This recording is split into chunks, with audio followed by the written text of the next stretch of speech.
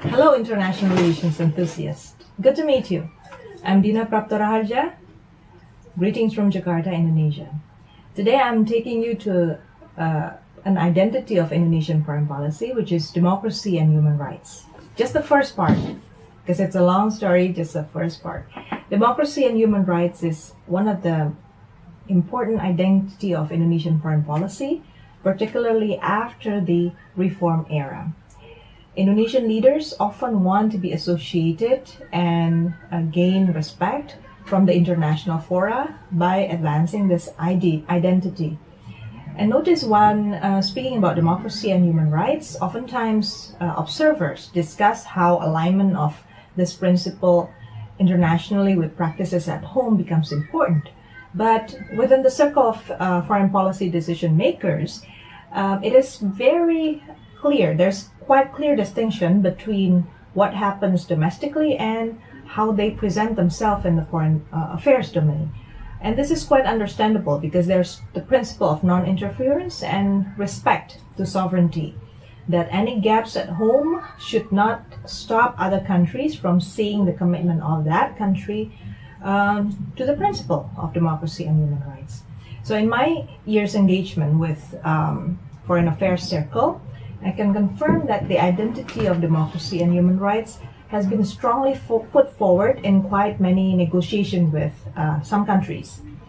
There are four instances when Indonesia usually want to emphasize this identity.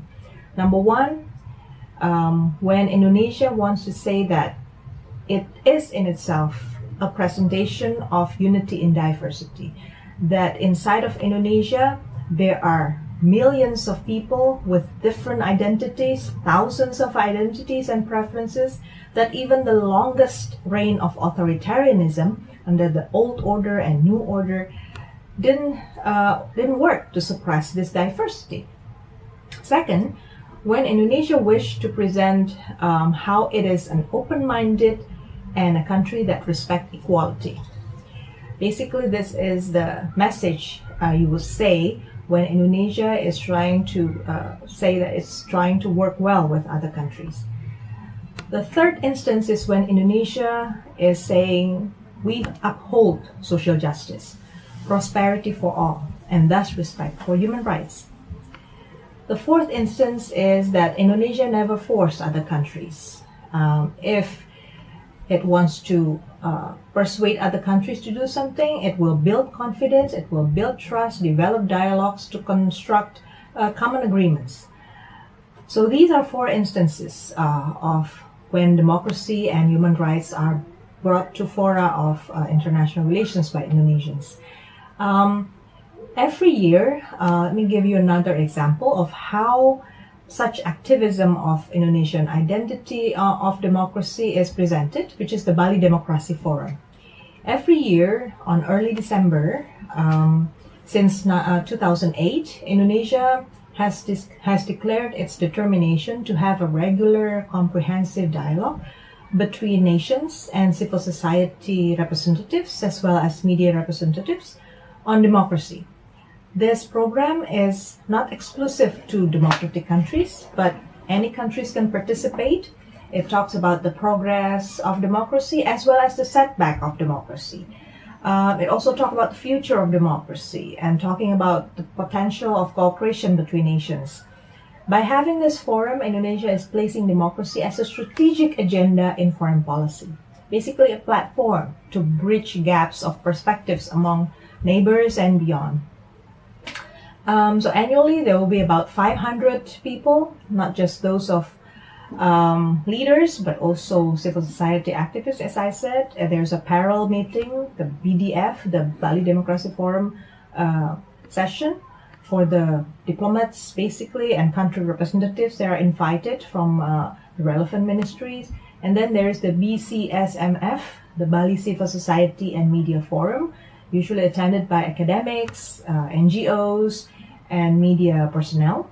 Non-government organizations will be there.